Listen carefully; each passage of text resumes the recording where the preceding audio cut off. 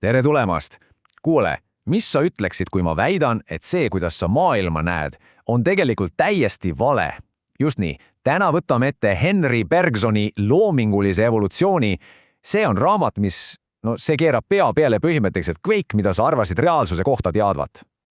Ja alustamegi kohe ühe pealtnäha lihtsa, aga tegelikult väga sügava küsimusega. Mõtle korraks, kas meie reaalsus võiks olla lihtsalt üks film? Just see küsimus paelus Bergsonit. Ja see aitab meil paljastada midagi üllatavat selle kohta, kuidas meie enda mõistus tegelikult töötab. Okei, vaatame seda asja lähemalt.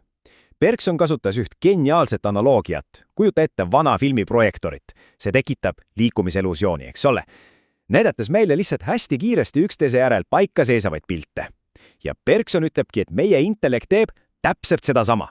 See võtab elu pideva, voolava jõe ja tükeldab selle justkui fotodeks, hallatavateks, staatilisteks hetkedeks. Aga just selle protsessi käigus läheb kaduma see kõige olulisem osa. See päris katkematu liikumine, mis ongi elu ise. See kaob kaadrite vahele ära. Ja see toobki meid meie esimese suure teema juurde. Mõistuse staatiline lõks. Ehk siis, miks meie intellekt, nii võimas kui ta ka pole, on Bergsoni meeles lihtsalt vale tööriist, et elu tegelikust olemusest aru saada. Bergsoni enda sõnad tapavad siin ikka täiesti naelapea pihta. Mõtle sellele nii, ta tuletab meile meelde, et intellekt ei ole ju midagi elust eraldiseisvat. See on tööriist, mille elu ise on evolutsiooni käigus loonud. Ja vot siin ongi konks. Kuidas saaks see väike osake, see elu enda loodud tööriist, kunagi täielikult mõista seda tohutut tervikut, millest ta ise pärineb? See on sama hea, kui prooviks üksik laine mõista tervet ookeani. See on ju võimatu. Ja just see intellekti piiratus on meid ajaloo jooksul viinud kahele, täiesti valele teele. Vaatamegi nüüd kahte suurt eluteooriat, mille Bergson halastamatult prügikasti viskas. Nii, ühes nurgas on meil radikaalne mehhanism. See on see idee, et elu on lihtsalt üks hiiglaslik kellavärk, kus minevik määrab kõik, mis tulevikus juhtub. Teises nurgas on radikaalne finalism.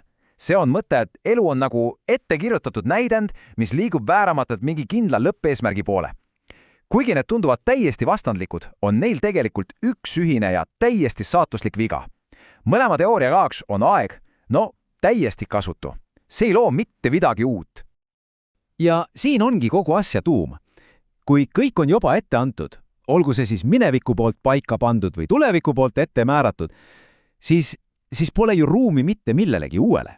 Pole loovust, pole vabadust ja Bergsoni jaoks oli see täiesti vastuvõttematu. See läheb risti vastuollu kõigega, mida me ju sisimas tunneme, et elu on pidev, ettemärkamatu loomine. Nii et, kui vanad teooriad ei kõlba, siis mis on Bergsoni lahendus? Midagi hoopis radikaalsemat. Idee ühest elulisest loomingulisest impulsist, jõust, mis on pidevas ja täiesti ettearvamatus liikumises. Tema filosoofia absoluutses südames on mõiste nimega turee ehk siis kestus. Unusta ära kellade kalendrid. See pole see aeg, see on reaalne, elatud aeg. Ja parim viis sellest mõelda on nagu lumepallist, mis veereb mäest alla. See kogub endasse kogu minevikul lume ja muutub iga hetkega millekski täiesti uueks ja suuremaks. Minevik ei kao kunagi ära, see elab olevikus edasi ja just see loobki midagi täiesti ennustamatut. Aga mis seda kestuse lumepalli siis edasi lükkab? Vot see ongi elan vital, eluline tung.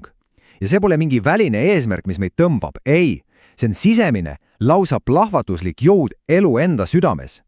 See on tung, mis lihtsalt sunnib elu pidevalt looma uusi forme ja murdma läbi mateeria seatud piiridest. See tsitaat siin võtab selle türee idee lihtsalt ideaalselt kokku. Universumi kestmine pole mingi passiivne kella tiksumine. Ei, see on aktiivne lakkamatu loomine ja see tähendab, et iga hetk on sõna otseses mõttes midagi täiesti uut. Aga kuidas sellest ettenägematust uudsusest veel paremini aru saada? Bergson pakub veel ühe geniaalse analoogia. Kujuta ette kunstniku, kes maalib portreed. Sa võid teada kõike, kes on mudel, millised värvid tal on, milline on louvand, absoluutselt kõike. Aga keegi, isegi mitte kunstnik ise, ei tea täpselt, milline see lõpptulemus välja näeb. Teos sünnib alles loomise protsessis ja täpselt niimoodi toimib ka elu. Aga see loominguline tung, see elan vital, see ei liikunud ainult ühes suunas. Ei, evolutsiooni käigus hargnes see laiali 2 peamiseks raiaks, 2 täiesti erinevaks viisiks maailma tajuda, instinktiks ja intellektuaalsuseks. Mõtleme nendest 2 niimoodi. Intelligentsus, see on meie inimeste trumpkaart X. See on suunatud elutule materjalile, tahtkete asjadele. Ja meie meetod on tööriistade valmistamine, et neid asju mõjutada. Me saame teada asjadest väljaspoolt. Instinkt on aga selle peegelpilt. See on täiuseni viidud näiteks putukate maailmas ja on suunatud elule endale. Selle tööriistad on organismi enda kehaosad ja see pakub teadmist seestpoolt. Sellist sügavat, kaasasünnitud mõistmist. aga mida see teadmine seestpoolt siis täpselt tähendab? Bergson kasutab siin sõna sümpaatia. Kui me võtame selle sõna algse tähenduse, siis see on koostundmine.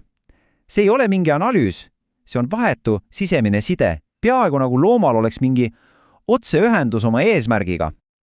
Ja nüüd üks näide, mis paneb sind lihtsalt ahhetama. On olemas herilane nimega Ammophila.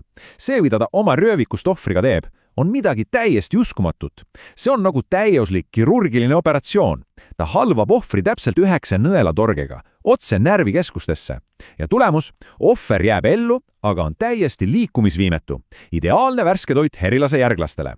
Ja mõtle nüüd, see kirurgiline teadmine, see ei ole õpitud, see on kaasasündinud ja see on täiuslik. Olgu, kui meie intellekt on siis see staatiline lõks, siis kuidas me sellest pääseme?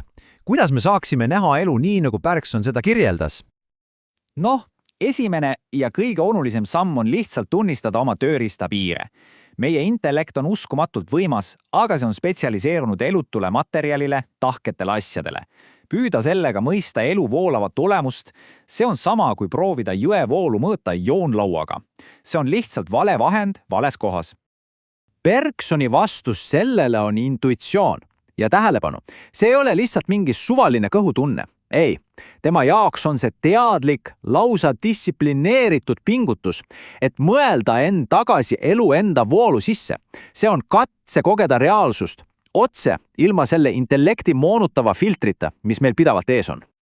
Ja see on nüüd ülioluline punkt. Intuitsioon ei ole intellekti vastane, üldsegi mitte. See on selle partner.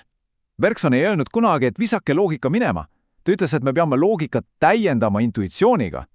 Ainult need 2 koos suudavad meile anda tervikliku pildi reaalsusest. Pildi, mis hõlmab nii seda stabiilset mateeriat kui ka seda pidevalt voolavat elu. Ja just selle mõttega me täna lõpetamegi. Bergson kutsub meid üles nägema aega mitte mingit tühja konteinerina, kus asjad lihtsalt juhtuvad, vaid kui loovat jõudu. See on täiesti radikaalne nihe, mis muudab absoluutselt kõike. Nii et küsi endalt, mis siis, kui aeg polegi see, mida me mõõdame, vaid see, mida me ise loome.